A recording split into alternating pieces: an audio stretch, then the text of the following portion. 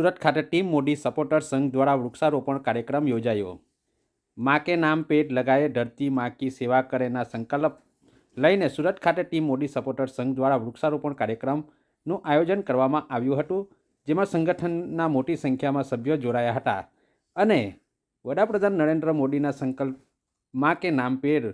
लगाए धरती माँ की सेवा करे આ સંકલ્પને સાકાર કરવા આયોજન કરવામાં આવ્યું હતું।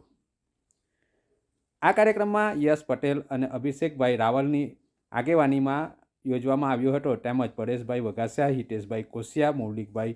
નલિયાદડા, ગૌરવભાઈ પટેલ, અતુલભાઈ વેંકડિયા,